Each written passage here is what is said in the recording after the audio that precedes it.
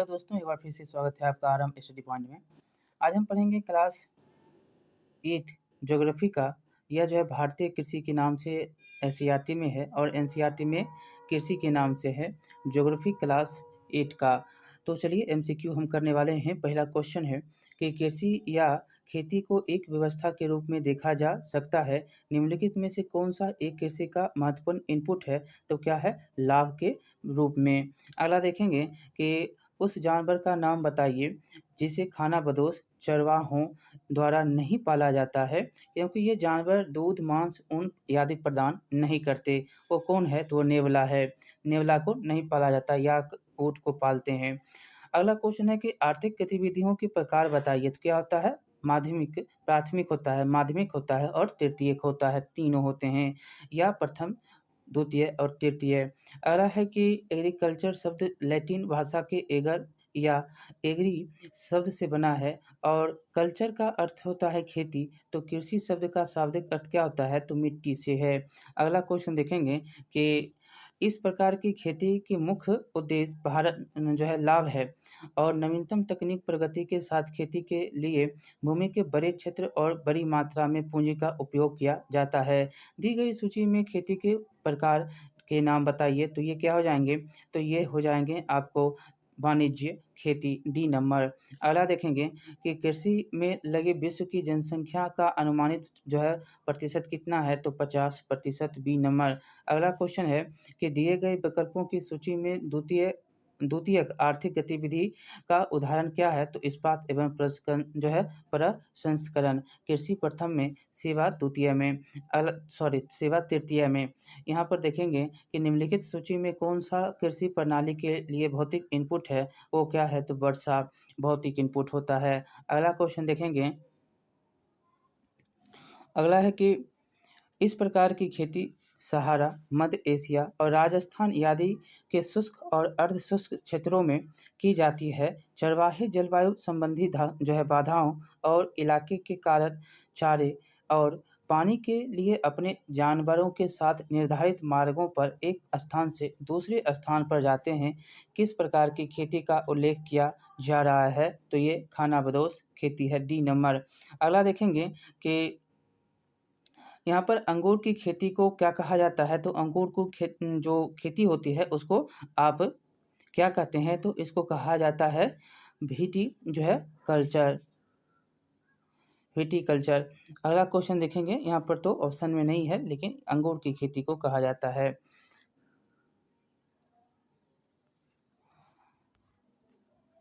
अगला है कि मवेशियाँ की देवनी नस्ल आमतौर पर भारत के निम्नलिखित में से किस जो है राज्य में पाई जाती है? तो ये महाराष्ट्र में पाया जाता है, डी नंबर।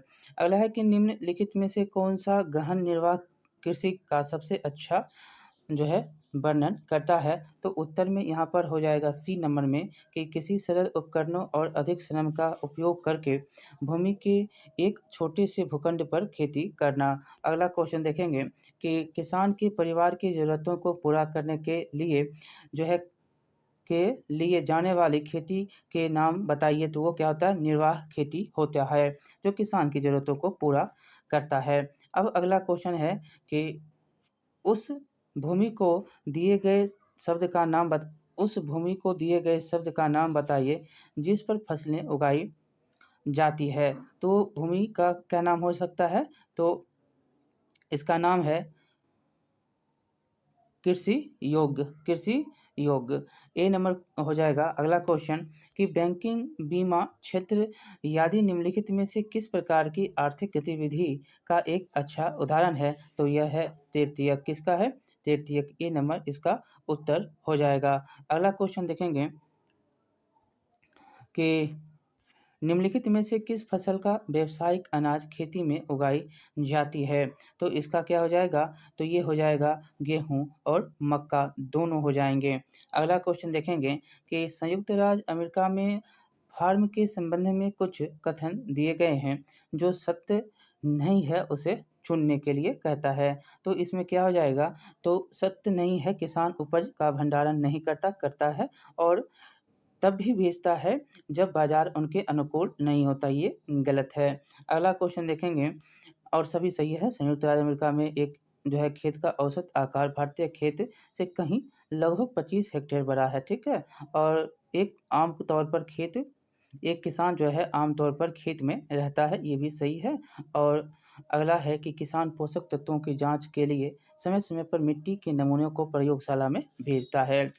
अगला क्वेश्चन है कि विशेष रूप से निर्मित टैंकों और तालाबों में मछली के प्रजनन को दिए गए शब्द का नाम क्या होता है? तो शब्द का नाम होता है, यहाँ पर देखेंगे तो बी नंबर में मछली पालन कहते हैं, या इसको आप पीसी कल्चर कहा जाता है। इसको आप पीसी कल्चर भी कहते हैं, मछली पालन पीसी कल्चर। अगला देखेंगे कि उस प्रकार की गतिविधि का नाम बताइए जिसमें प्राकृतिक संसाधनों के निष्कर्ष और उत्पादन से जुड़े सभी गतिविधियां शामिल हैं। तो कौन हो जाएगा? प्राइमरी, प्राथमिक। जो है बी नंबर उत्तर हो जाएगा। अगला देखेंगे कि इनमें से कौन सी व्यावसायिक खेती नहीं है? व्यावसायिक खेती कौन सा नहीं है? तो इसमें हो जाएगा जैविक खेती क्या है? व्यावसायिक खेती नहीं है। वृक्षारोपण मिश्रित और वाणिज्यिक क्या है? व्यवसाय हैं। अगला देखेंगे कि व्यावसायिक उपयोग के लिए सब्जियों, फूलों और फलों को उगाने को दिए गए शब्द का नाम क्या होता है? तो इसको आप क्या कहते हैं? हॉर्टिकल्चर, या आप बागवानी हिंदी में कहते हैं, या हॉर्टिकल्चर के नाम से जाना जाता है। अगला देखेंगे कि किसान की आय की पूर्ति के लिए रेशम के कीड़ों के व्यावसायिक पालन को दिए गए शब्द क्या होता है? रेशम जो है आप पालते हैं रेशम के कीड़ों के लिए, तो इसका होता है सेरीकल्चर। इसका क्या होता है? सेरीकल्चर होता है, रेशम की खेती मतलब सेरीकल्चर। 23 नंबर क्वेश्चन है कि जैविक कृषि के संदर्भ में नीचे दिए गए कथनों पर विचार करना है। तो इस प्रकार की कृषि में रासायनिक खाद की जगह जैविक खाद का प्रयोग किया जाता है, ये तो सही है। दूसरा है कि जैविक कृषि में पीड़कनाशी कीटनाशी का प्रयोग नहीं किया जाता है। और तीसरा है कि फसलों का उत्पादन बढ़ाने के लिए आनुवांशिक रूपांतरण किया जा सकता है। तो उत्तर इसमें क्या हो जाएगा? इसमें कह रहा है कि औसत्य कौन है? तो 2 और 3 जो है औसत्य है, यहाँ पर उत्तर 2 और 3 हो जाएगा। जैविक कृषि में रासायनिक खाद के स्थान पर जैविक खाद और रासायनिक कीटनाशी की जगह प्राकृतिक कीटनाशी का उपयोग किया जाता है। और फसलों का उत्पादन बढ़ाने के लिए कोई आनुवांशिक रूपांतरण नहीं किया जाता, ठीक है। अगला चलेंगे कि गहन निर्वाह कृषि के संदर्भ में नीचे दिए गए कथनों पर आवश्यकताओं को पूरा जो है विचार करना है। इस प्रकार की कृषि पारिवारिक करने के लिए की जाती है, और इस प्रकार की कृषि में धान मतलब चावल मुख्य फसल होती है। और यह कृषि दक्षिण पूर्व एशिया एवं पूर्वी एशिया के सघन जनसंख्या वाले मानसूनी प्रदेशों में प्रचलित है।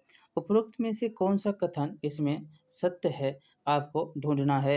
ये सभी के सभी जो कथन क्या हैं? सत्य हैं, ठीक है। सभी के सभी कथन सत्य हैं। चलिए अगला क्वेश्चन देखेंगे कि नीचे दिए गए कथनों को ध्यानपूर्वक पढ़िए। आदिम निर्वाह कृषि में स्थानांतरित कृषि और मिश्रित कृषि शामिल है। और भारत में उत्तर पूर्वी भागों में स्थानांतरित जो है कृषि प्रचलित है। ये तो आपको पता है कि पहाड़ी क्षेत्रों में ये खेती होते हैं। आपको याद रखना है, यहाँ पर 2 नंबर सही हो जाएगा। और आदिम निर्वाह कृषि में स्थानांतरित कृषि और जलवासी कृषि शामिल है।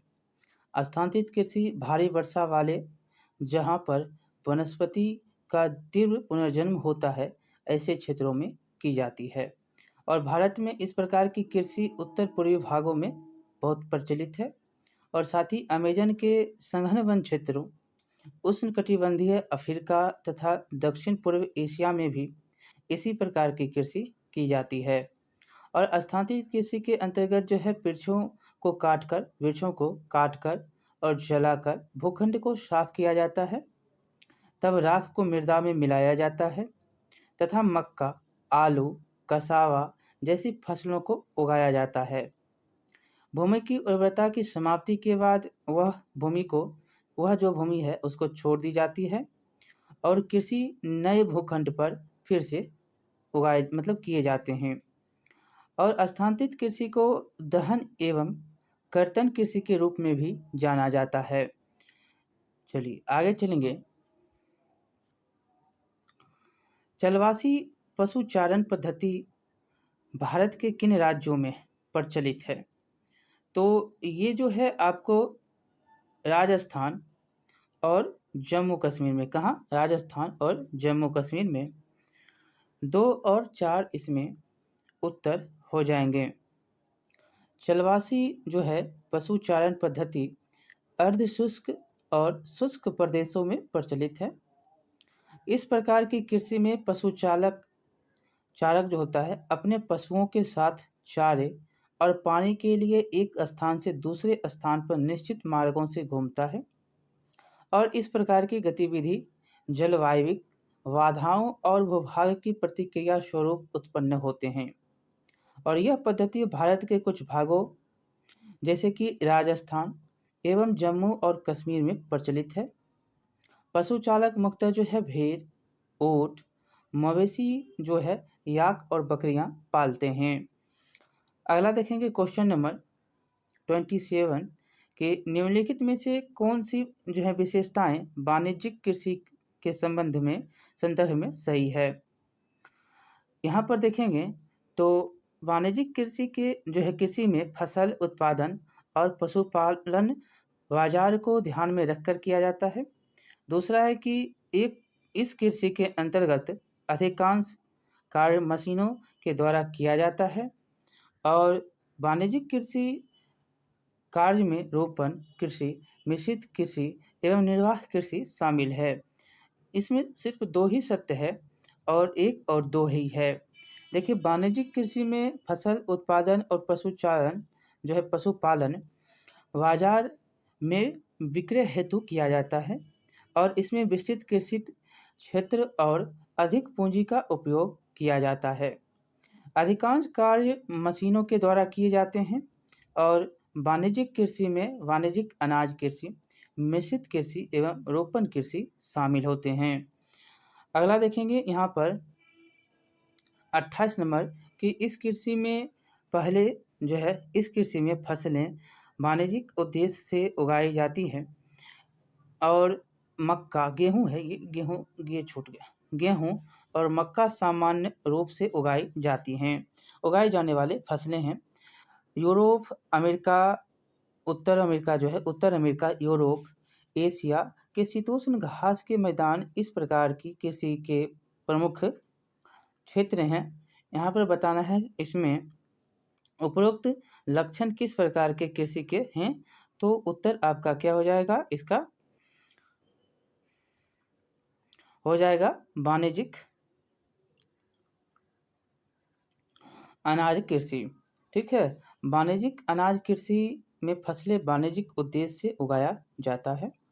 गेहूं हो गया, मक्का हो गया, सामान्य रूप से उगाए जाने वाले ये फसलें हैं जो कि उत्तर अमेरिका, यूरोप, एशिया के शीतोष्ण घास के मैदान इस प्रकार के कृषि के प्रमुख क्षेत्र हैं।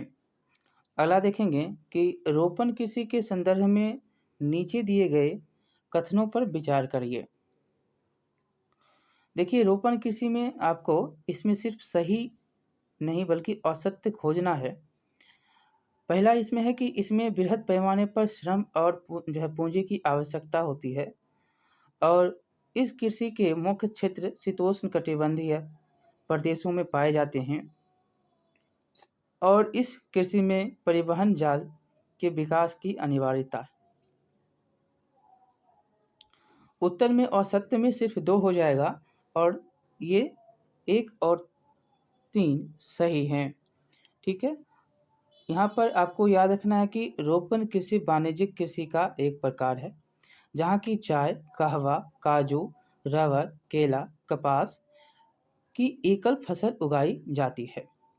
इसमें जो है बृहद पैमाने पर श्रम और पूंजी की आवश्यकता होती है। रोपण कृषि के मुख्य क्षेत्र विश्व के उष्णकटिबंधीय प्रदेशों में पाए जाते हैं और इस कृषि के उत्पाद का प्रसंस्करण खेतों पर ही या निकट के कारखानों में किया जा सकता है और इस प्रकार इस कृषि में परिवहन जाल के विकास की अनिवार्यता होती है। आगे चलेंगे कि किस प्रकार की कृषि में भूमि का उपयोग भोजन व चारे की फसलें उगाने और फसलों पशुपालन के लिए किया जाता है। तो कौन सी फसलें होंगे? तो ये होगा मिश्रित फसल। मिश्रित फसल में कृषि का उपयोग भोजन व चारे की फसलें उगाने और पशुपालन के लिए किए जाते हैं। यह यूरोप, पूर्वी संयुक्त पूर्वी संयुक्त राज्य अमेरिका और अर्जेंटीना, दक्षिण पूर्वी ऑस्ट्रेलिया, न्यूजीलैंड और दक्षिण अफ्रीका में प्रचलित है। अब है अगला 31 नंबर कि धान चावल की कृषि से संबंधित नीचे दिए गए कथन में कौन असत्य है? बताइएगा इसमें कौन असत्य है। तो सिर्फ इसमें हम असत्य आपको बताते हैं। ऐसे आप पूरा पढ़ेंगे कि यह उष्णकटिबंधीय और उपोष्णकटिबंधीय प्रदेशों का मुख्य आहार है। चावल के लिए उच्च तापमान, अधिक आर्द्रता एवं वर्षा की आवश्यकता होती है। इस फसल के लिए सर्वाधिक उपयुक्त मृदा छीका युक्त जलोढ़ मृदा है। और डी नंबर है भारत का चावल उत्पादन विश्व में प्रथम स्थान है। ये गलत है। चावल के विश्व में प्रथम स्थान चीन का है। ठीक है, दूसरे स्थान पे भारत आता है। यहाँ पर देखिएगा 32 नंबर क्वेश्चन कि निम्नलिखित में से कौन सी मृदा गेहूं की कृषि के लिए उपयुक्त है? तो वो क्या है? दोमट मृदा है, सी नंबर। अगला है कि कॉफी की कृषि के संदर्भ में नीचे दिए गए कथन पर विचार करिए। पहला है कि इसके लिए गर्म एवं आर्द्र जलवायु की आवश्यकता, सही बात है।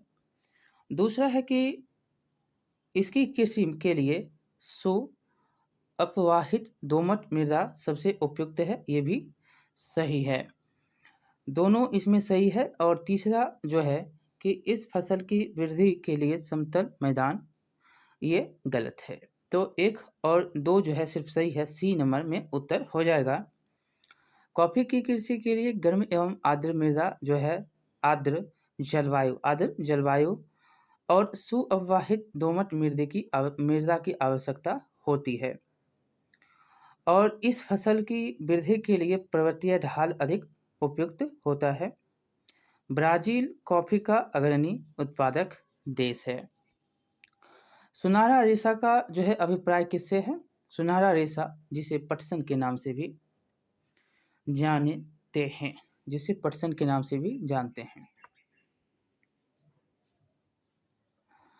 और पटसन में अग्रणी देश कौन है?